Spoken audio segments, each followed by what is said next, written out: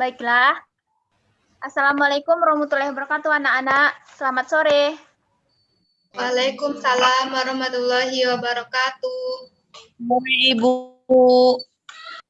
Oke, sebelum kita masuk kepada pembelajaran kita hari ini, sebaiknya kita berdoa dulu ya anak-anak menurut kepercayaan kita masing-masing. Berdoa mulai.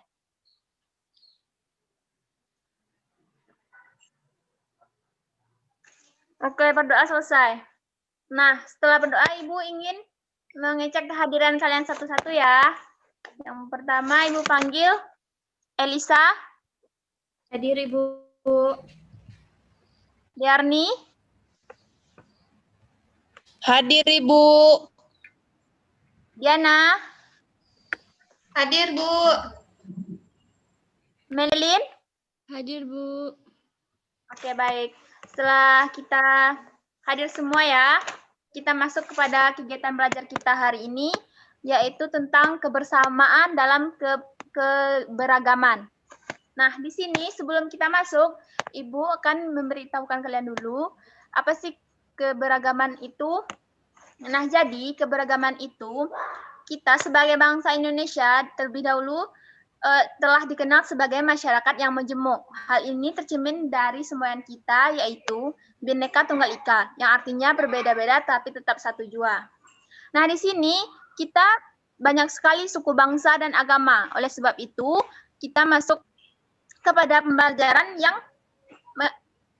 membahas tentang kebersamaan kita dalam keberagaman kita ini. Nah, Ibu ingin bertanya satu hal.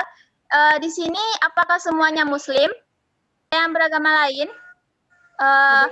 Kristen kah? Oh, kamu apa, Nak? Protestan, Ibu.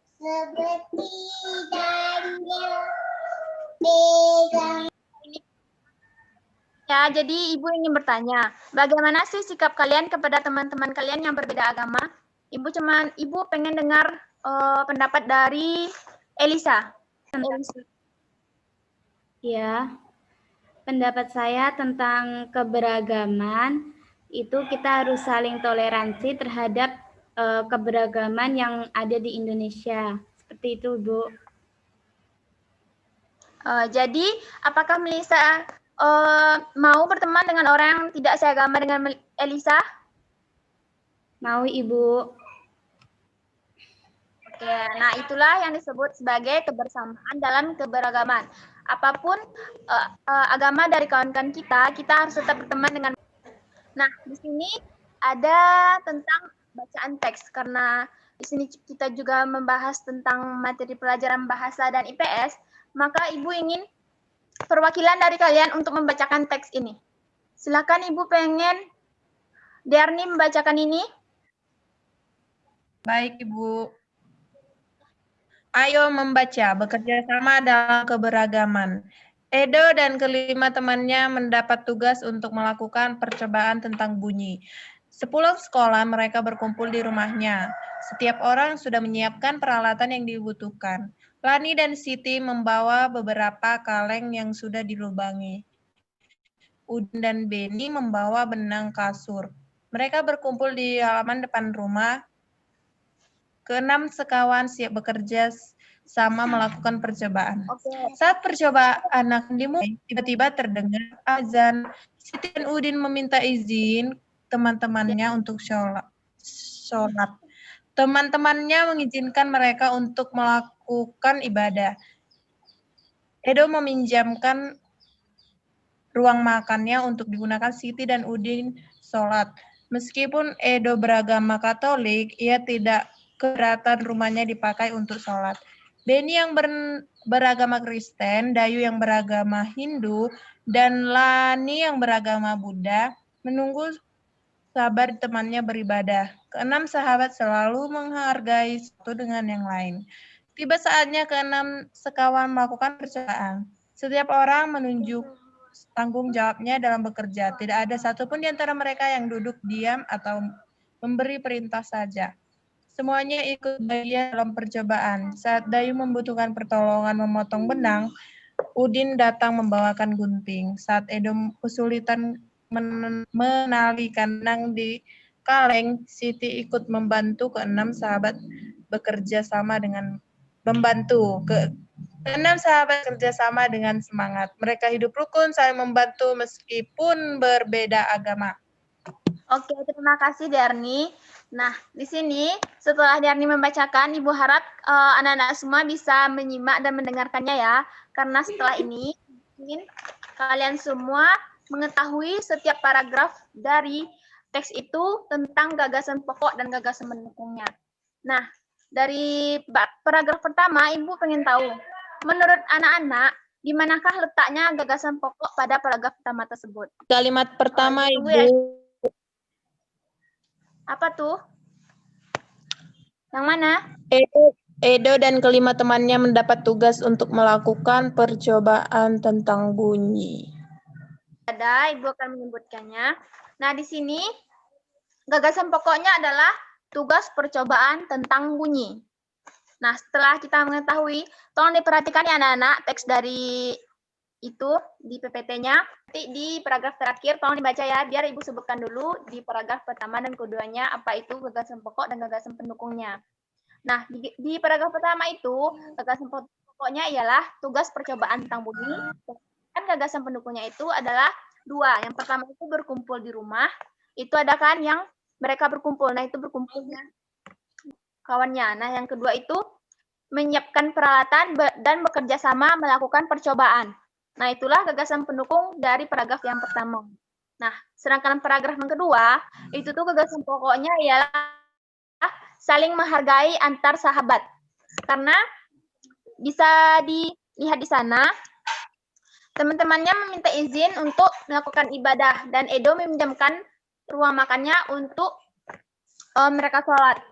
Nah, sedangkan gagasan pendukungnya ialah Siti dan Udin meminta izin sholat, Edo, Lani, Beni menunggu mereka sholat.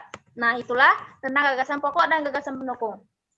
Baik, Ibu masuk kepada paragraf yang ketiga. Ibu pengen tahu jawaban dari kalian satu persatu. Nah, Ibu ingin tahu dulu jawaban dari Diana. Menurut Diana, apa gagasan pokok pada paragraf ketiga tersebut? Di teks mana? Kalimat utama, tiba saatnya keenam sekawan melakukan percobaan. Ya, betul. Keenam sekawan melakukan percobaan, Ibu. Biar Ibu bilang ya. Sebenarnya jawaban tadi kalian tuh benar, cuman yang lebih tepatnya itu adalah hanya melatih. Nah, Ibu rasa anak-anak tahu ya tentang bagaimana cara mencari gagasan pokok dan gagasan pendukung pada setiap paragraf. Oke, kita lanjut ya. Nah, setelah tadi kita mengetahui tentang bacaan, tentang mengetahui gagasan pokok dan gagasan pendukung, Ibu pengen kalian bercerita tentang keberagaman agama kalian. Ibu pengen tahu bagaimana caranya umat Islam merayakan hari raya mereka. Nah, Ibu pengen tahu bagaimana cara yang lain? Oh ya, karena semuanya Muslim ya, jadi Ibu pengen tanya kepada Darni. Kalau Darni, gimana caranya? Gimana sih keluarga Darni itu saat merayakan hari Natal? Natal ya apa sih? Halo Darni. Iya, Ibu. Iya, Ibu. Saat merayakan hari Natal itu, apakah kalian berkumpul, bikin makanan yang hanya ada saat Lebaran itu aja gitu loh? Biasanya Bu, kami beribadah ke gereja. Cuman itu aja sih Bu, merayakan hari Natal. Kalau di tahun barunya baru buat kue. Nggak ada yang kayak kalian masak-masak gitu, kayak masakannya tuh cuman ada saat Lebaran aja gitu loh? Itu hanya tahun baru aja, Ibu. Tahun baru aja ya? Iya, Ibu. Pengen tahu lagi bagaimana keluarganya Diana saat Hari Raya Idul Fitri? Iya, Bu. Gimana? Coba. Pada hari raya itu, semua keluarga kami sholat ke masjid bersama-sama. Setelah itu pulang ke rumah, meminta maaf kepada kedua orang tua, dan setelah itu pergi ke rumah kakek dan nenek seperti keluarga besar kita. Di situ baru kita membuat acara makan-makan atau sedekah seperti itu. Nah, kalau keluarga Pilin tuh gimana sih? Ya, Idul Fitrinya? pada umumnya sholat Id di masjid, berangkatnya bareng, terus selesai sholat Id ya apa sih kalau bahasa Jawanya sungkeman ya. Iya, Oh, yang lebih orang Jawa ya?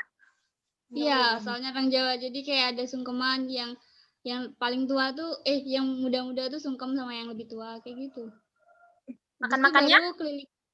Enggak, belum. Kalau makan-makannya pasti abis itu kan keliling di keluarga-keluarga terdekat dulu, baru kumpul di kayak misalnya orang tua atau mbah, kalau apa sih nenek ya, kumpul di rumah nenek misalnya, jadi dari saudara ibu dari anak pertama sampai anak terakhir tuh kumpul di situ, nah baru makan-makannya di situ. Nah, sekarang yang terakhir Ibu pengen dengar dari Elisa. Sama seperti yang lain, Ibu sholat Idul Fitri, habis itu kumpul keluarga, kumpulnya di rumah kami karena orang tua kami yang paling tua dari saudara-saudaranya.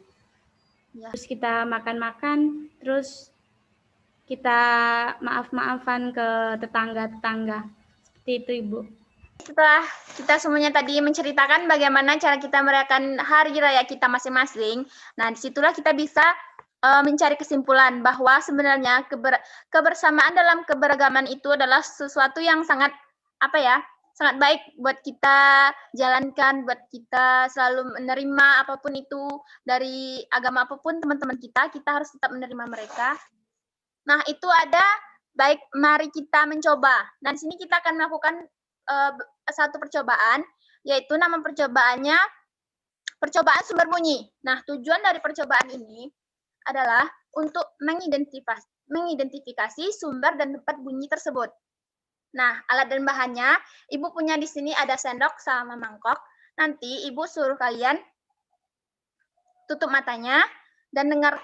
Dan apakah kalian bisa mendengar ini walaupun mata kalian sudah tertutup? Oke, kita mulai ya. Coba semuanya tutup matanya dulu. Tutup matanya pakai tangan aja ya. Oke, dengar ya. Apakah kalian bisa mendengar suara dari mangkok ini atau tidak? Ibu mulai ya. Bagaimana? Apa kalian bisa mendengarnya? Bisa, Ibu. Bisa, Ibu. Nah, begitulah bagaimana telinga manusia merupakan detektor bunyi yang sangat peka. Oleh karena itu, walaupun mata kita ditutup, kita tetap bisa mendengar apa yang terjadi sekeliling kita. Nah, dari percobaan kita tadi, kita dapat mendapatkan hasil bahwa dengan mata tertutup, kita masih dapat mendengar bunyi dengan jelas pada jarak tertentu karena bunyi merambat melalui udara. Dan kesimpulannya, telinga manusia merupakan detektor bunyi yang sangat peka. Telinga manusia dapat mendengar bunyi mulai dari intensitas 10 WM sampai 1 WM. Mana sih telinga kita merasakan getar? Nah, semua bunyi membuat udara bergetar. Getaran bunyi mengenai gendang telinga yang berupa selembar kulit tipis. Saat itulah gendang telingamu juga mulai bergetar. Getaran dari gendang telingamu menjadi lebih besar di telinga tengahmu dan diubah menjadi pesan-pesan. Nah, dengan indera pendengar, kita dapat mendengar bunyi-bunyi yang berbeda, keanekaragaman bunyi yang berasal dari tempat ibadah dapat pula kita dengarkan. Nah, oke, di sini ada karena kita sudah tadi menceritakan tentang bagaimana pengalaman kita masing-masing, Ibu pengen mengetahui pendapat kalian. Bagaimana apakah perbedaan agama itu menghalangi kalian untuk berteman? Kalau kalian tidak merasa keberatan dengan perbedaan, bagaimana sikap kalian berteman? Bagaimana sikapmu berteman serta bermain dengan teman yang berbeda agama? Coba ceritakan pengalaman Derni, karena Derni termasuk yang minoritas ya dalam berteman gitu. Gimana rasanya berteman dengan yang Muslim? Pengalamannya ya, Bu? Ya. Misalnya, Bu, kalau mau kerja kelompok kayak gini, Bu. Kalau misalnya udah waktunya mereka sholat, ya diberhentikan dulu, baru nanti selesai sholat baru dilanjut. Begitu, Bu. Oke, karena setelah ceritakan pengalamannya semua, Ibu rasa cukup ya pembelajaran kita hari ini. Ibu berharap kalian semua bisa menerima apapun agama, suku, bahasa, dan bangsa dari teman-teman kalian, tetap menerima mereka, tetap berteman dengan mereka, dan tetap menjaga hubungan baik dan silaturahmi. Sekian pembelajaran kita hari ini tentang kebersamaan dalam keberagaman. Ibu harap kalian semua bisa mengingat pelajaran ini nantinya, karena mungkin saja kita bisa membahasnya di minggu-minggu berikutnya. Oke, sekian dari pelajaran hari ini. Sebaiknya sebelum kita menutup pembelajaran kita hari ini, sebaiknya kita berdoa terlebih dahulu. Selesai. Baik, mari kita tutup. Ibu tutup ya. Assalamualaikum warahmatullahi wabarakatuh. Selamat sore. Sore, Ibu.